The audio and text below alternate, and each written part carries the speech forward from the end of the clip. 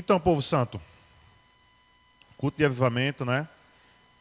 E uma das questões que eu queria trazer para nós refletirmos é que Deus aviva os filhos. Amém? Diga para o seu irmão aí que está do seu lado, diga: você é um filho. Você não é outro filho, diga: você é o filho. Amém? Você de casa também. E aí eu gostaria que nós pudéssemos abrir a nossa Bíblia em Gênesis 11, a partir do versículo 10. E quando você encontrar, você glorifica o nome do Senhor, ficando de pé, você em casa também, dá aquele glória a Deus, aleluia, bem alto que o vizinho escuta também, aleluia. Eita Jesus, vê dizendo assim, o título, A Descendência de Sem, tá?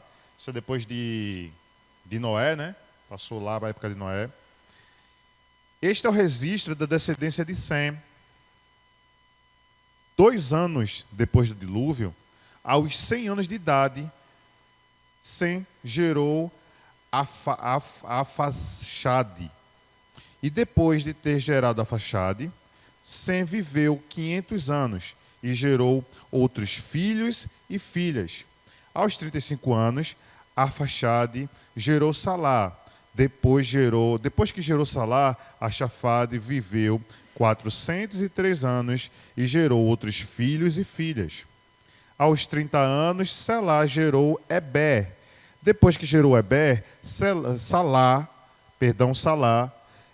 viveu 403 anos e gerou outros filhos e filhas. Aos 34 anos, Eber gerou Peleg. Depois de ter gerado Peleg, Eber viveu 430 anos e gerou outros filhos e filhas. Aos 30 anos, Peleg gerou Reu. Depois que gerou Reu, Peleg viveu 209 anos e gerou outros filhos e filhas. Aos 32 anos, Reu gerou Serugue. Depois que gerou Serugue, Reu viveu 207 anos e gerou outros filhos e filhas. Aos 30 anos, Serugue gerou Noá. Depois que gerou Noá, Serugue viveu 200 anos e gerou outros filhos e filhas.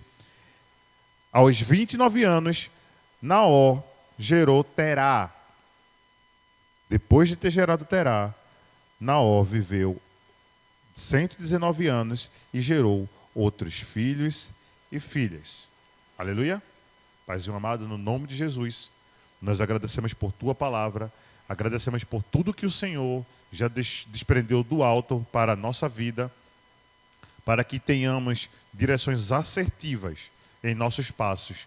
No nome de Jesus, que o nosso coração comece a abrir no entendimento de filho, que o nosso coração acredite plenamente, sem duvidar, que somos filhos teus, e que tenhamos uma identificação genuína da tua paternidade sobre a nossa vida.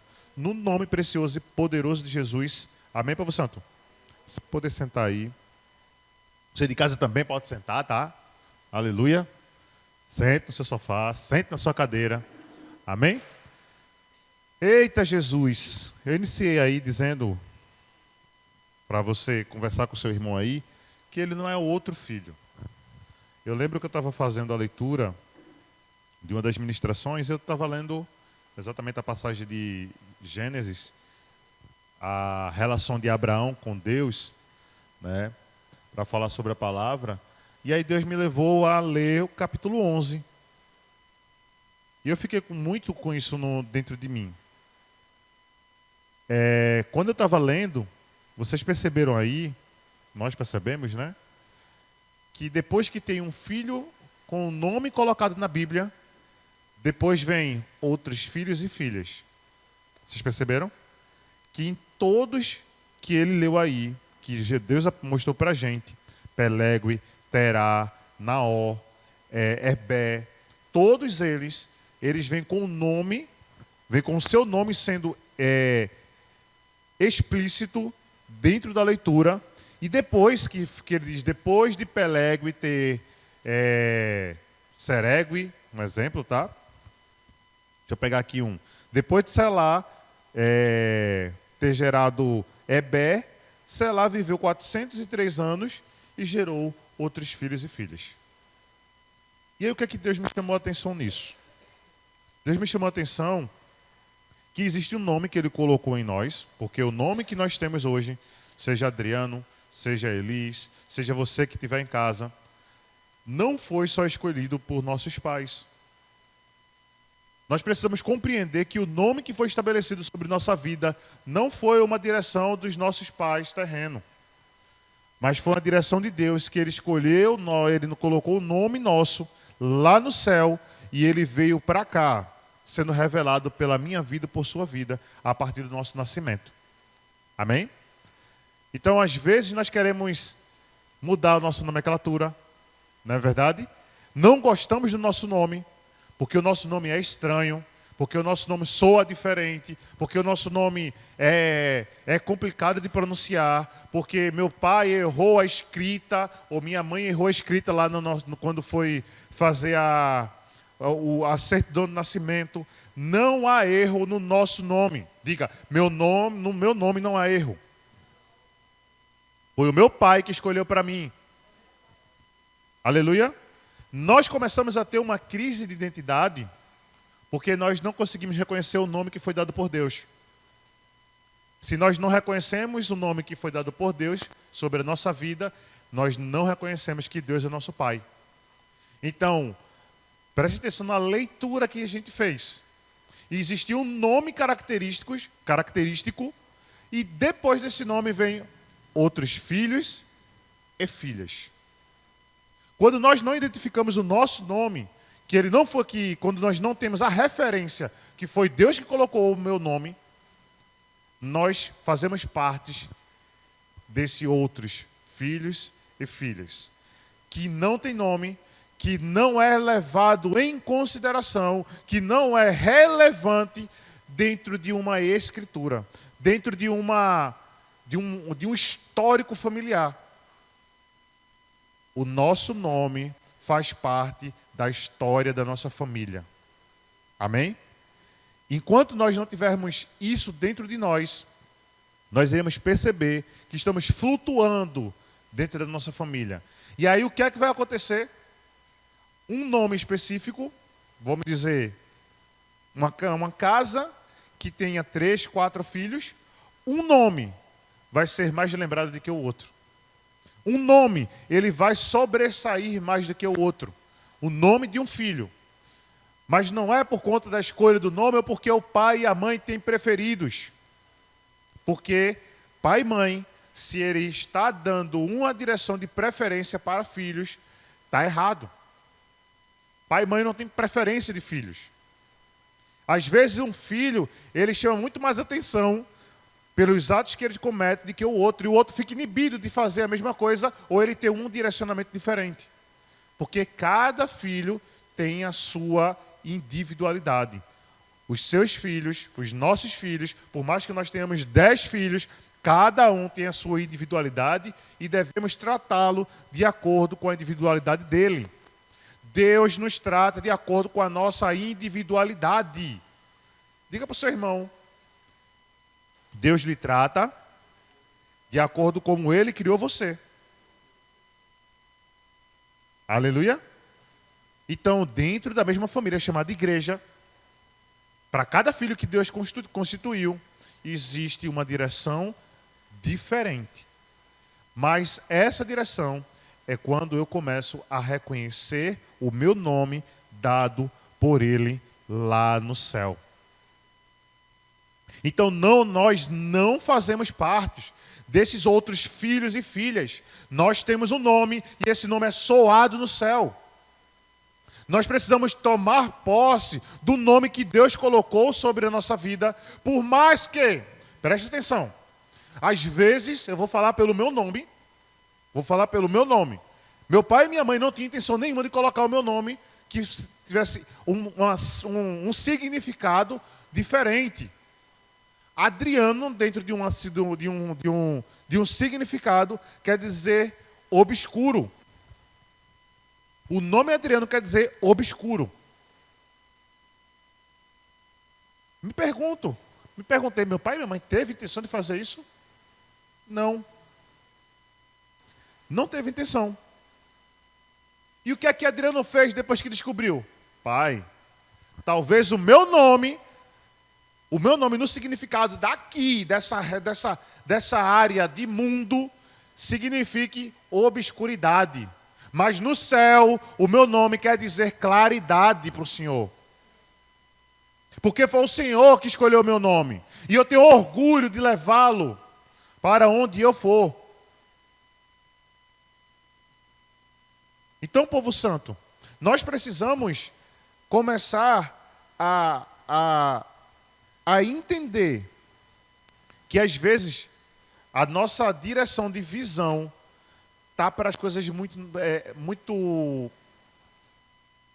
a negatividade relacionado a situações muito pequenas que faz apagar o nosso nome dentro de uma história. E o nosso nome, ele é um nome histórico. E o que é o nome histórico? O que é histórico? É aquele que marca. É aquilo que é lembrado.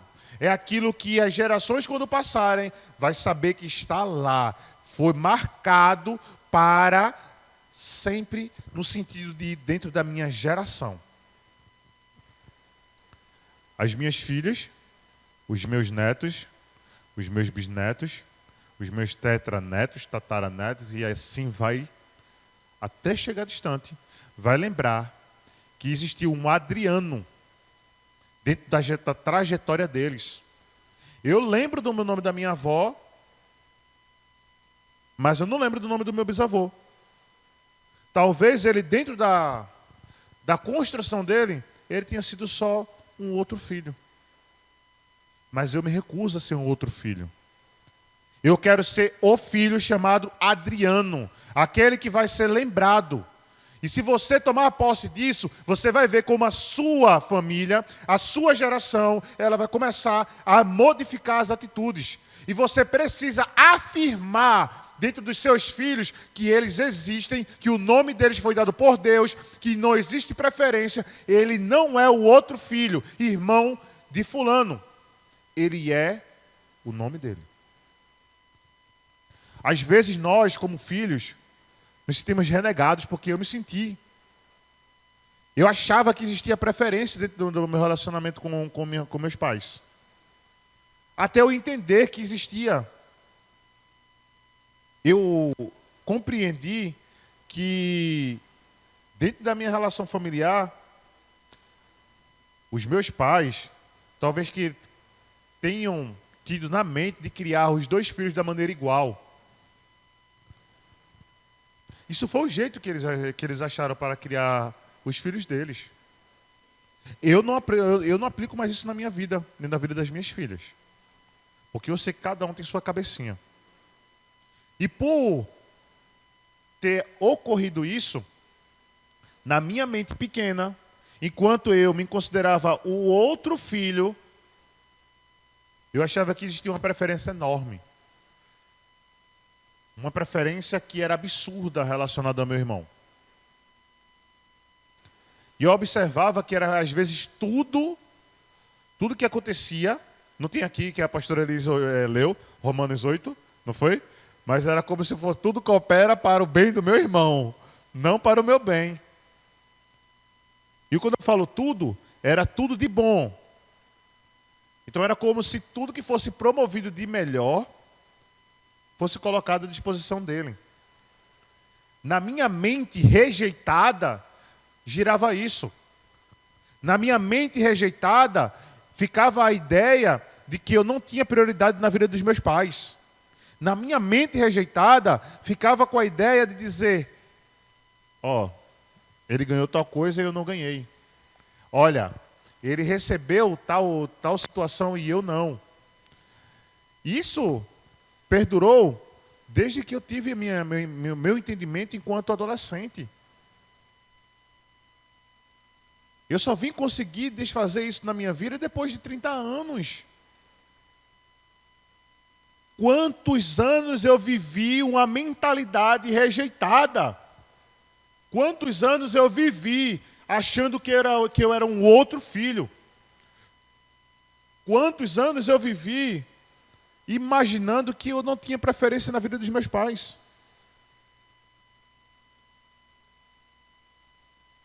E não. Não era isso que Deus não era isso que Deus tinha feito sobre minha vida.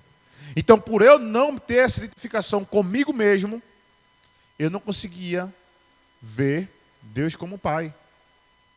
Eu não conseguia ter a relação firme, de uma paternidade firme, de saber que Ele me ama, de saber que Ele está comigo, de poder escutar a voz dEle, de poder andar juntamente com o Senhor. Exatamente porque eu me considerava outro filho. Isso vinha uma inferioridade absurda sobre a minha vida. Isso viu uma dependência absurda sobre a minha vida. Até eu me identificar nisso. E doeu em mim quando eu tive essa identificação. Mas aí depois eu entendi exatamente o que a pastora Elis leu. Tudo coopera para o bem daqueles que o amam e foram chamados de acordo com o seu propósito. Romanos 8, 28. Quando eu comecei a entender, eu fiz, poxa, quer dizer que todas as situações que ocorreram com a minha vida, enquanto eu era mais novo, estava formando um caráter para poder, eu posteriormente, refletir sobre a minha própria vida, entender que eu precisava mudar a direção da minha vida para poder ter o entendimento de Deus como Pai. Já disse para vocês aqui que eu não tinha um pai, eu tinha o marido da minha mãe, até Deus me mostrar que eu tinha um pai. Já falei isso aqui para vocês. Eu tinha a relação do meu pai e da minha mãe como se fosse a minha relação paterna, e não era. Eu precisava identificar a relação do meu pai com o filho dele. E Deus precisou me levar e me mostrar isso. E eu fiquei numa crise durante um dia inteiro, chorando absurdamente, até eu chegar e pedir perdão ao meu pai, porque eu tinha a identificação dele como marido da minha mãe, e não como meu pai. Sabe por quê? Porque eu era um outro. Porque era outro filho, e não filho de Deus. Eu era um outro filho, e não Adriano, aquele que Deus escolheu do céu, que foi antes da questão de minha mãe engravidar, que me reconhece desde o ventre da minha mãe. Isso precisa ser cada vez mais firme dentro de mim e dentro de você. Porque senão Satanás e os seus demônios, ele vai colocar situações que é para poder agredir cada vez mais a ferida que está na gente. Porque cada ato que acontecia era uma ferida em mim. Era como se ele botasse o dedo na minha ferida e falasse, está vendo tu, que tu não presta para nada. Ele colocando o dedo assim, ó, e enfiando o dedo. Quem já teve as feridinhas no couro, um tropeção, e está andando pela meio da rua, parece que o pessoal acerta o lugar que está doendo, não é verdade? Quem já levou um corte no dedo, no pé, a galera está andando, parece que de repente pisou, foi... Hoje a gente chama ele de abençoado, né? Antes era de outro jeito. E aí faz, poxa, tanto lugar para mirar, mira logo onde está doendo. Não é verdade?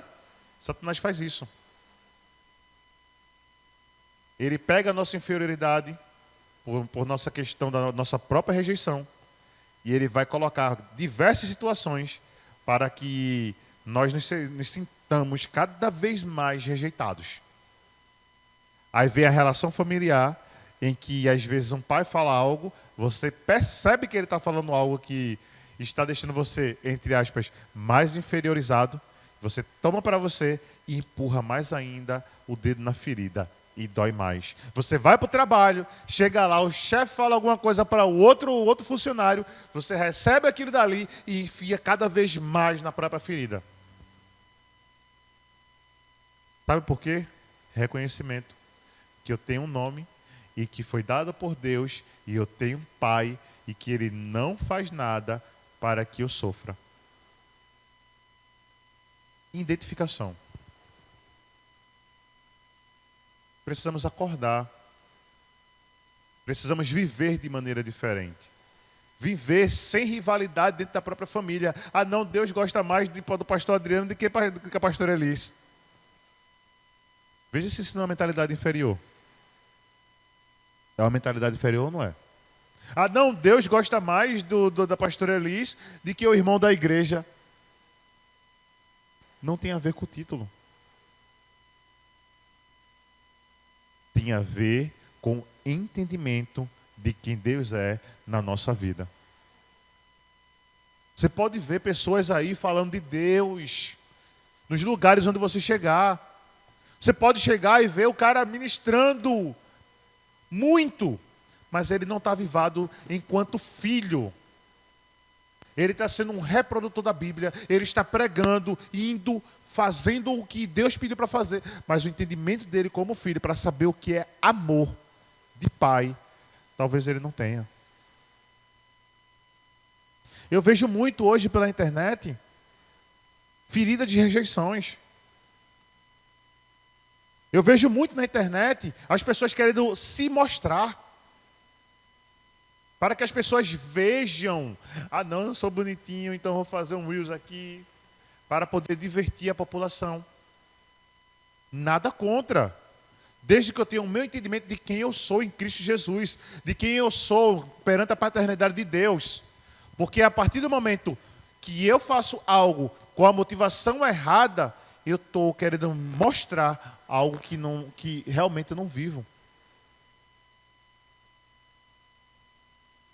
Eu acho maravilhoso quando eu vejo alguns vídeos, algumas postagens, e eu vejo a identificação de uma pessoa que sabe que é filho. Filho não tem dúvida de quem é o pai, não. Filho, ele nunca vai dizer, será que Deus está olhando para mim? Filho nunca vai colocar dizendo, será que Deus não está vendo o que eu estou passando? Filho nunca vai dizer isso para Deus, não. Porque ele sabe quem é o pai dele.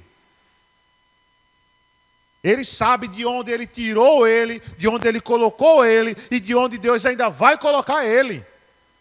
Ele sabe. Porque pai não esconde segredo do seu filho, não. Lê Jeremias. Para ver se ele não vai dizer que ele diz que conta os segredos para aqueles que o buscam. Em Deus, como nosso Pai, não existe segredo. Tudo já foi revelado. Talvez nós não estejamos dentro desse ambiente de revelação, porque ainda somos outros filhos. Somos aquele que é esquecido. Somos aquele que não é lembrado porque não existe um nome. E isso não vai ser o seu pai e sua mãe daqui de terra que vai modificar isso dentro de você, não. Quem modificou isso dentro de mim fui eu, junto com Deus. Não foi por conta do meu pai e da minha mãe, não, que eles não mudaram. Os nossos pais dificilmente irão mudar as atitudes conosco. Nós queremos mudá-los, a gente não vai conseguir. Nós mudamos a nós mesmos. Dica para o seu irmão. Meu irmão, ou você muda a sua identificação como filho, ou você vai viver como outro filho.